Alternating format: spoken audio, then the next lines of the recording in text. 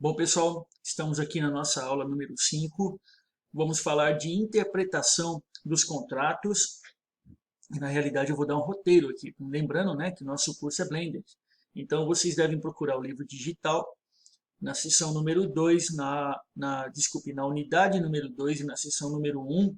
E lá nós teremos o tema muito bem desenvolvido de interpretação de contratos. Lembrando que também há muitos exercícios, há muitas atividades no portal que devem ser feitas, né, dentro do formato da disciplina Blend. Mas aqui eu também quero acrescentar, quero enriquecer vocês com mais um recurso, com mais uma atividade sobre interpretação de contratos. Lembrando, vocês vão ver lá no material, que o tema da interpretação ele não está, né, disciplinado num capítulo específico do Código Civil. Vocês vão encontrar regras no artigo 111, no artigo 112, no artigo 113, 114. Vocês vão encontrar regras no artigo 427, onde se fala da formação de contratos estudado na aula anterior. E vocês vão encontrar regras de interpretação também nos capítulos referentes aos contratos em espécie. Então, nós não temos aqui um artigo específico para ser lido, mas vários artigos e vocês devem seguir o roteiro então de leitura proposto pelo livro digital.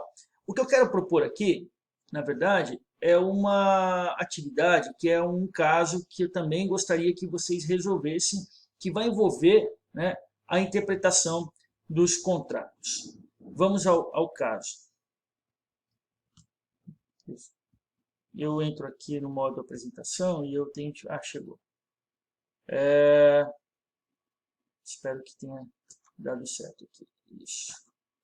Isso, perfeito. Caso das três famílias. Ia falar três Marias, não. Caso das três famílias. Três famílias de baixa renda viviam juntas há mais de 10 anos em uma casa de madeira construída em terreno de sua propriedade na periferia, né, melhor dizendo, na periferia de Porto Alegre.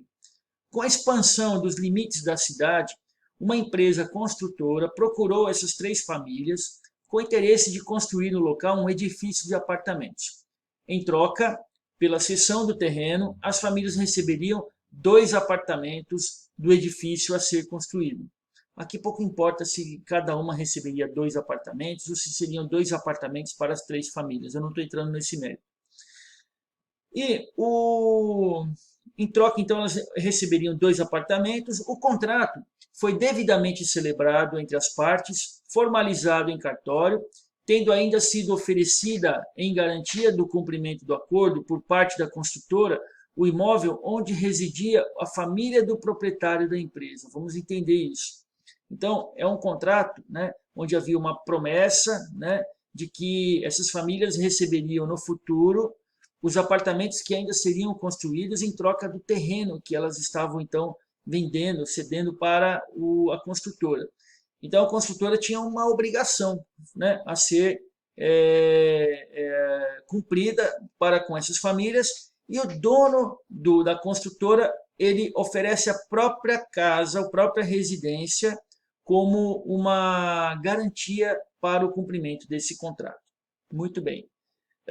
As 3 famílias passaram a residir de forma precária na casa de amigos e conhecidos. Elas tiveram que desocupar o imóvel.